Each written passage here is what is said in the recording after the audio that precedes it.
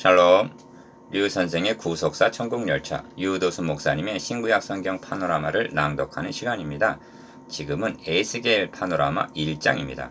에스겔에 임한 여호와의 말씀. 요절은 3절. 갈대아 땅 그발 강가에서 여호와의 말씀이 부시의 아들 제사장 나 에스겔에게 특별히 임하고 여호와의 권능이 내 위에 있으니라. 1장의 중심점은 에스겔에게 임한 여호와의 말씀, 즉 에스겔이 선지자로 소명을 받는 내용입니다. 언제 어디서 누구로부터 부르심을 받았는가를 분명히 밝히고 있는데 1절에서 3절 이는 자신의 소명에 대한 진실성을 나타내기 위한 것으로 여겨집니다. 도표에서 보시면 에스겔에게 임한 여호와의 말씀을 중심으로 1. 하늘이 열리고 하나님의 이상을 보이십니다. 1절 2. 내 생물의 형상이 나타나고 바퀴가 부각되어 있는데 3. 신이 가려는 대로 앞으로 곱게 행함으로 생물과 바퀴가 행차하시는 하나님을 수종드는 자로 등장합니다. 4. 사람 모양 같더라 하는 분이 등장하는데 5. 여호와의 영광의 형상이라 합니다. 그가 누군가? 1장은 계시록 4장과 상응합니다. 기억. 하늘이 열리고 1절 계시록 4장 1절 니은 보좌가 있는데 26절 계시록 4장 2절 디귿 사자소 사람 독수리 얼굴을 한 네 생물이 있고 10절 계시록 4장 6절 리을 무지개 같은 영광이 보좌에 둘려 있었습니다. 28절 계시록 4장 3절 그리고 에스겔이 보좌 위에 한 형상이 있어 사람의 모양 같더라 한 26절 그런 분을 계시록 5장에서는 유다 지파의 사자 다윗의 뿌리라고 말씀합니다. 5장 5절 이를 세 단원으로 나누어 상고하겠습니다. 첫째 단원 1절에서 3절 에스겔의 소명 둘째 단원 4절에서 21절 내 생물과 내 바퀴 환상 셋째 단원 22절에서 28절 보좌 위에 사람 같은 이 첫째 단원 1절에서 3절 에스겔의 소명 제30년 4월 5일에 내가 그발 강가 사로잡힌 자 중에 있더니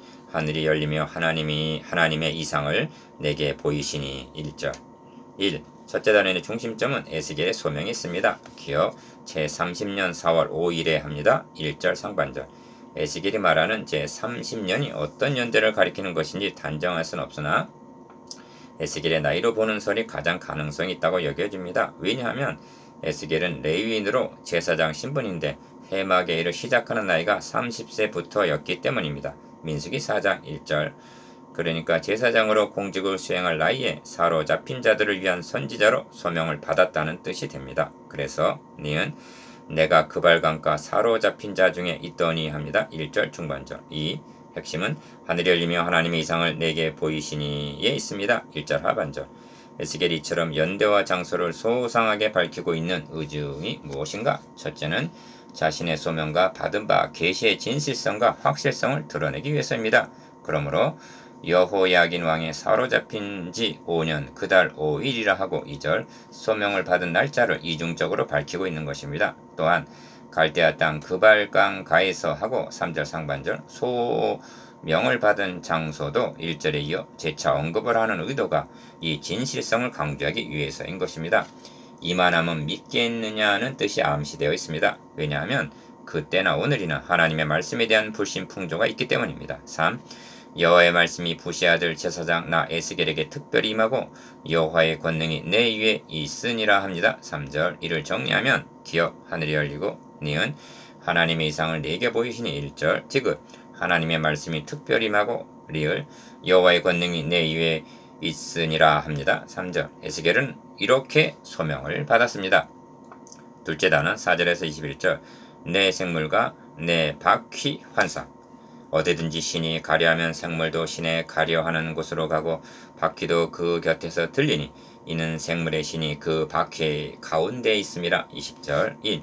둘째 단원의 중심점은 내 생물과 내 바퀴 환상이 있습니다. 앞에서도 언급을 했습니다만 1장의 중심점은 생물 바퀴 등에 있는 것이 아니라 보좌와 영광이 있다는 점입니다. 26절에서 28절 그러므로 생물과 바퀴에 대한 묘사가 현란하다 하여도 이는 어디까지나 보좌에 계신 하나님을 수종드는 역할일 뿐입니다. 이 점을 망각하지 말아야만 합니다. 왜냐하면 지금 하나님을 수종드는 자는 생물이 아니라 바로 성도들인 우리들이기 때문입니다. 2.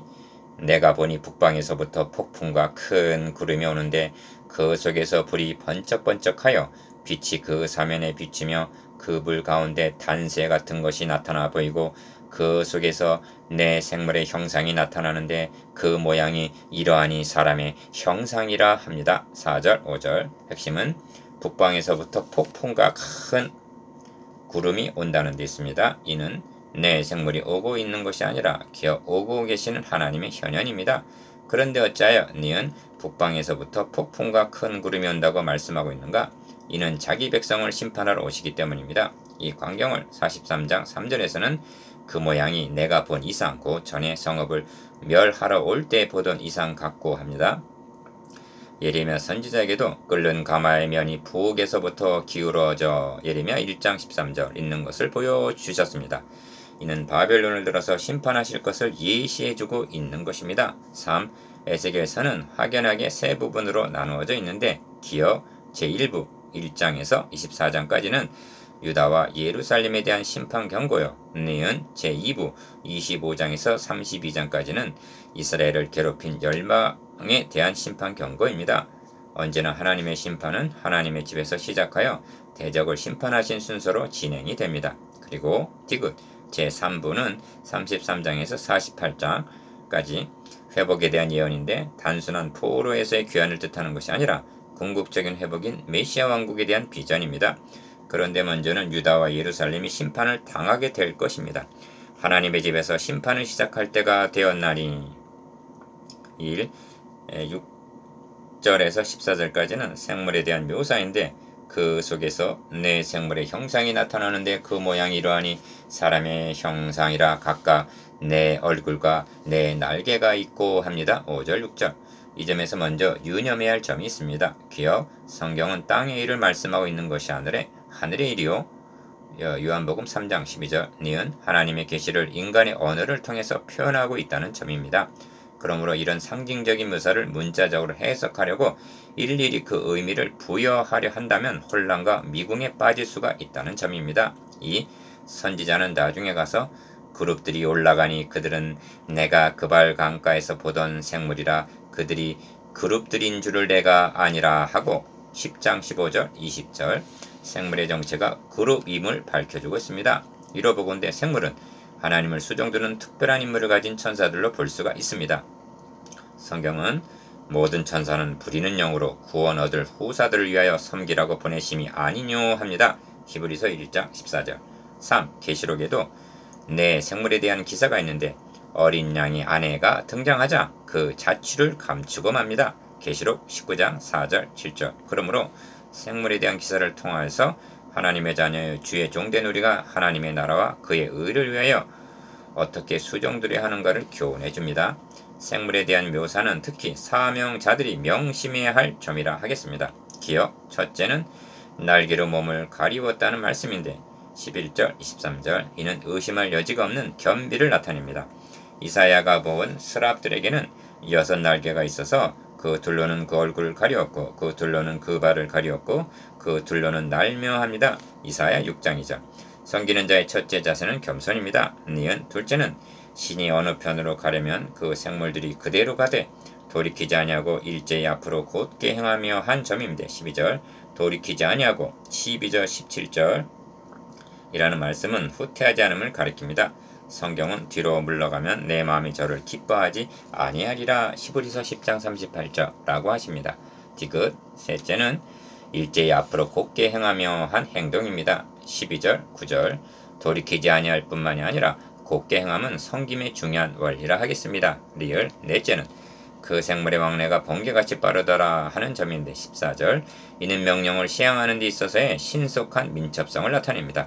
달란트 비유에서 주님은 바로 가서 장사했다고 말씀합니다. 마태복음 25장 16절 4. 그렇다면 바퀴는 무엇에 대한 상징일까 하는 점입니다. 1장 안에는 행하다 또는 가려면 이라는 말이 13번 이상 등장합니다.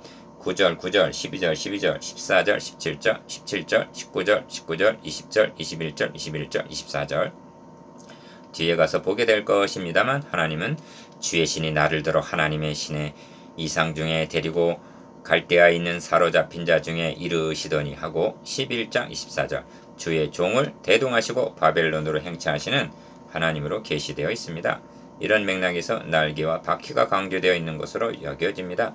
인간이 이해할 수 있는 방식으로 표현한 것입니다. 그래서 때 그룹들이 날개를 드는데 바퀴도 그 곁에 있고 이스라엘 하나님의 영광도 그 위에 덮였더니 합니다. 11장 22절. 5. 바퀴에 대한 언급은 다니엘서에도 나타나는데 보호자는 불꽃이요 그 바퀴는 불 붙는 불이며 합니다. 다니엘 7장 9절. 그러니까 보좌가 이동할 때 필요한 장치라는 점입니다. 이 점에서 이사야가 본 하나님의 보좌와 에스겔이나 다니엘에게 나타내신 보좌에 차이가 있다는 점입니다. 기억. 이사야 선지자는 내가 본즉 주께서 높이 들린 보좌에 앉으셨는데 하고 이사야 6장 1절 좌정에 계시는 정적인 하나님으로 계시하시는 반면 니은 에스겔 1장에는 북방에서부터 폭풍과 큰 구름이 오는데 4절 어디든지 신이 가려하면 하고 12절 20절 행차하시는 동적인 하나님으로 계시하고 있다는 점입니다. 이는 계시하시는 시대적인 상황이 이사야 당시와는 다르기 때문으로 여겨집니다. 행차하시는 하나님 1. 행차하시는 하나님은 다윗에게 세워지신 언약에도 나타납니다. 다윗은 성전을 건축하려 했습니다. 다윗은 말씀하십니다. 내가 이스라엘 자손을 애굽에서 인도하여 내던 날부터 오늘날까지 집에 거하지 아니하고 장막과 회막에 거하며 행하였나니 하십니다. 사무엘하 7장 6절. 성전과 회막의 차이가 무엇인가? 성전은 움직일 수 없는 부동산이지만 회막은 간편하게 이동을 할 수가 있는 동산이라는 점입니다. 그러므로 하나님이여 주의 백성 앞에서 앞서 나가사 광야에 행진하셨을 때 하고 시편 68편 7절 출애굽 때에도 회막에 거하시면서 백성 앞에서 행진하시는 야전군 사령관으로 계시하고 있는 것입니다. 3. 이제도 백성들의 배은망덕으로 인하여 예루살렘 성전에 계시던 하나님은 바벨론으로 행차를 하시려는 것입니다. 그래서 어디든지 신이 가려하면 생물도 신에 가려하는 곳으로 가고 바퀴도 그 곁에서 들리니 이는 생물의 신이 그 바퀴 가운데 있음이라 하는 것입니다. 20절 생물과 바퀴가 신에 의하여 지배를 받으며 명령에 전적으로 복종하는 것으로 나타나고 있습니다. 그러니까 주의 종된 우리는 생물처럼 섬기며 또는 바퀴처럼 뜻을 받든 자가 되어야 한다는 말씀이 됩니다.